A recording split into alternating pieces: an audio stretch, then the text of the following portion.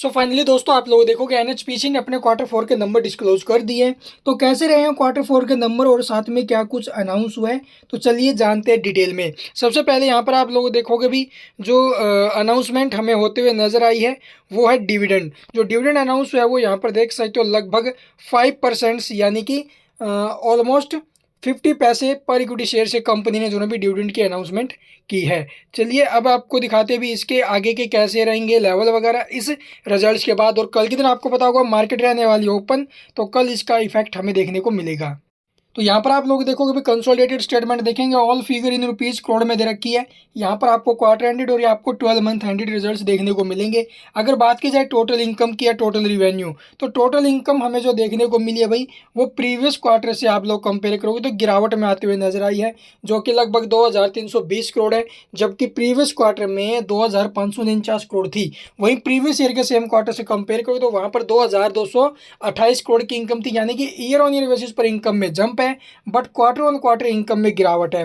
वहीं आप लोग देखो भी अदर इनकम वगैरह इंक्लूड होकर हमें देखने को मिली है ये। अदरवाइज तो आप लोग देखोगे भी 12 ये जो रिवेन्यू फ्रॉम ऑपरेशन है वो ईयर ऑन ईयर बेसिस पर भी टूटा है और क्वार्टर ऑन क्वार्टर बेसिस पर भी टूटा है। तो पहला नेगेटिव संकेत यहाँ से। दूसरा आप लोग देखोगे भी 12 मंथ एंडेड में अगर बात करें तो 11,284 करोड़ से जो इनकम है वो फिसल कर रह गई है 10,993 करोड़। वहीं आप लोग देखोगे भी अगर बात करें एक्सपेंसेस की, यानी जो खर्चे रहे हैं, तो लगभग 1393 करोड़ के, जबकि प्रीवियस क्वार्टर में आप लोग देखो 1727 थे और प्रीवियस ईयर के सेम क्वार्टर में लगभग 1545 करोड़ के।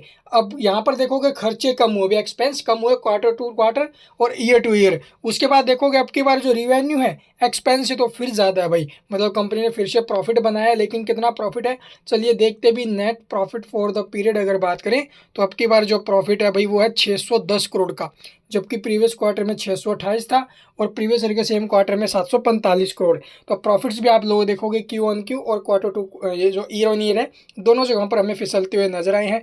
12 मंथ एंडेड की अगर बात की जाए तो 4260 करोड़ से जो प्रॉफिट है वो गिरकर हो गया 4028 करोड़। तो प्रॉफिटेबल रिजल्ट जरूर देखने को मिल रहे हैं, लेकिन प्रीवियस क्वार्टर के मुकाबले प्रॉफिट्स कम हुए हैं भाई। ठीक है, इसके बाद देखोगे भी इसका जो अर्निंग पर शेयर हमें देखने को मिला यानी कि ईपीएस वो कैसा है।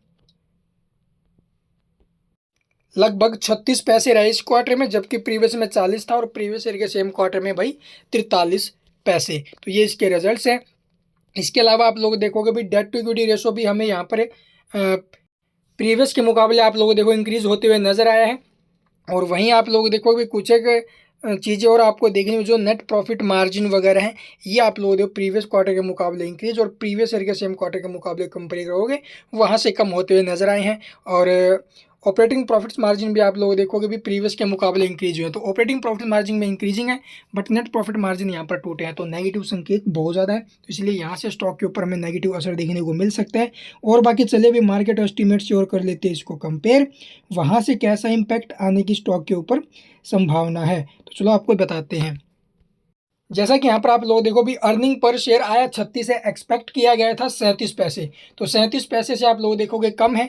उसके बाद अगर बात की जाए रिवेन्यू की, तो रिवेन्यू आप लोग देखोगे भी एक्सपेक्ट किया गया था लगभग 1780 करोड़ का, आया कितना भी 1888, यानी कि अर्निंग पर शेयर के मामले में आप लोग देखोगे ये कम है।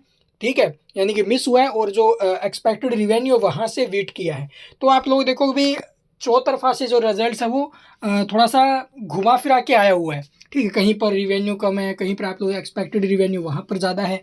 तो इसका जो इफेक्ट है आप लोग कमेंट में जरूर बताना। और आपको बता दें भी कल के दिन होने वाली है ट्रेडिंग, 5% का प्राइस बैंड इसका है, तो तैयारी रखिए। तो कल आई थिंक नेगेटिव असर हमें देखने को मिल सकता है जिस प्रकार से यहाँ पर रिजल्ट्स आए हैं। Thank you for watching the video.